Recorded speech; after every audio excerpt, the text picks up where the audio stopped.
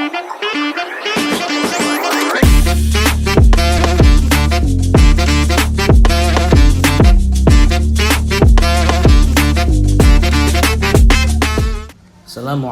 warahmatullahi wabarakatuh. Pemirsa, sahabat TV Al-Fusha yang saya hormati. Di sini kami akan membahas sedikit tentang kurban. Yang mana kurban ini adalah sesuatu yang akan datang di bulan Dzulhijjah.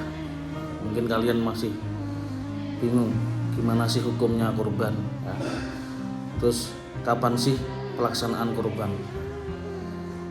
Yang pertama, kurban adalah jenis hewan tertentu yang disembelih mulai tanggal 10 Dzulhijjah, yaitu hari Nahr, sampai terakhir bulan Tasrek, yaitu tanggal 13 Dzulhijjah.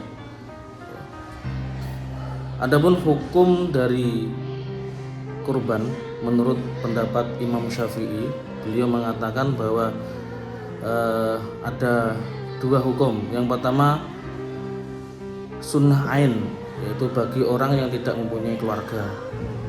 Terus sunnah muakkad bagi anggota keluarga yang sudah mampu.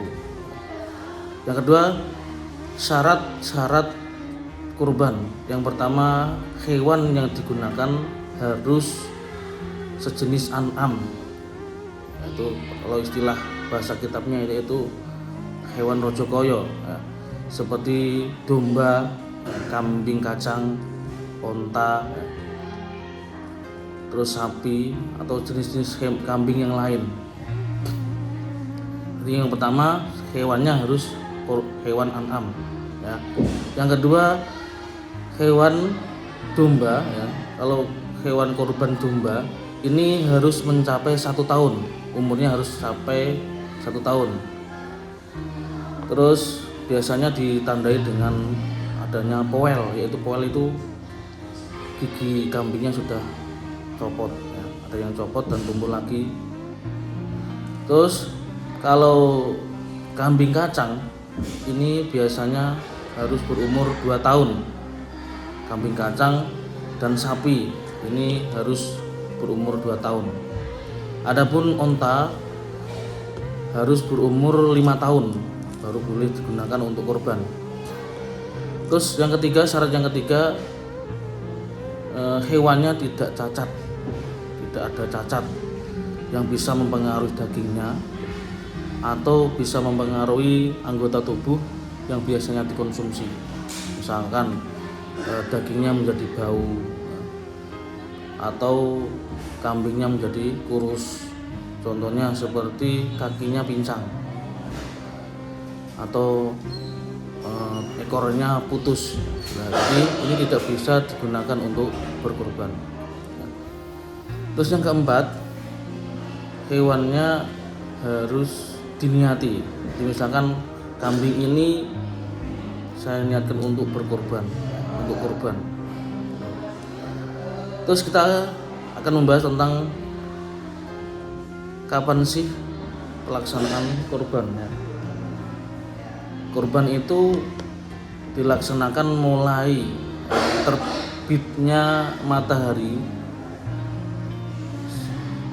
di tanggal 10 Dzulhijjah sampai terbenamnya matahari di hari terakhir, hari Tasrek, yaitu tanggal 13 Dzulhijjah.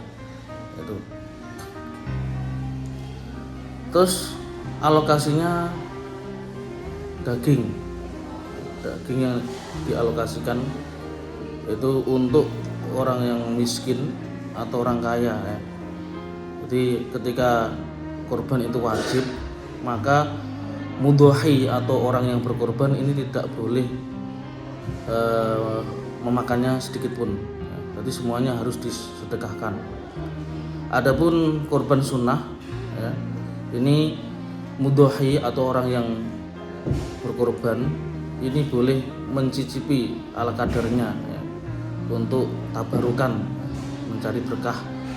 Terus status kambing atau status hewan yang dikorbankan yang diberikan kepada orang miskin atau fakir miskin, ini statusnya adalah tamlik ya. jadi menjadi kepemilikan sepenuhnya. Jadi fakir miskin bebas, fakir bebas mau mengalokasikan dagingnya untuk apa, apakah digunakan untuk masak sendiri atau diberikan kepada orang lain, ini bebas. Adapun daging kurban yang diberikan kepada orang yang kaya, ya, ini statusnya hanya untuk hidangan saja. Jadi dia harus memakan sendiri, dimakan sendiri, tidak boleh diberikan kepada orang lain.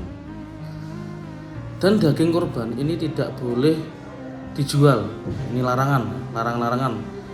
Daging kurban tidak boleh dijual atau dijadikan opah kepada orang yang menjagal atau orang yang menyembelih, ini nggak boleh ya.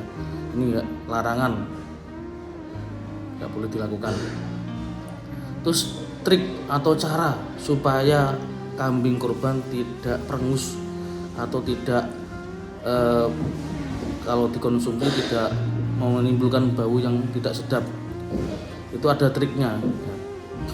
Yang pertama, ketika menyembelih itu harus keadaan hewan mengeluarkan nafas. Jadi ketika hewan menghembuskan nafas, kita langsung gorok. Yang kedua, ketika menggorok ini kita harus menahan nafas ya. Jangan sampai bernafas atau menahan nafas.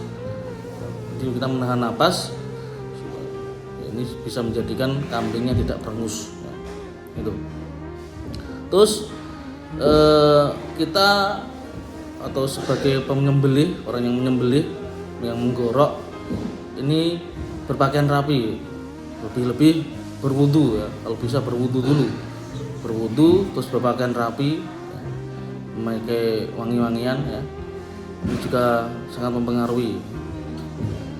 Terus jangan mengusapkan golok yang sudah dipakai untuk menggorok hewan kurban, jangan diusapkan ke bulu hewannya yang disembelih. Ini juga bisa menjadikan kambingnya itu perengus ya. Nanti harus dihindari ini. Ini sekian dari kami. Semoga bermanfaat bagi kita semua, terutama bagi diri saya sendiri, atau lebih-lebih bisa bermanfaat bagi khalayak umum, terutama bagi penggemar TV Al-Fusha atau wali santri mungkin yang sering atau masih kebingungan tentang kurban. Terus kami juga mempromosikan, mungkin pemirsa ada yang mau berkurban di Pondok Al-Fusha ya. Kalau kambing itu dengan biaya 3,5 juta, kalau sapi itu 20 juta. Nanti bisa menghubungi admin yang ada di bawah sini ya. Nanti adminnya ada, saya cantumkan nomornya. Sekian dari kami. Wassalamualaikum warahmatullahi wabarakatuh.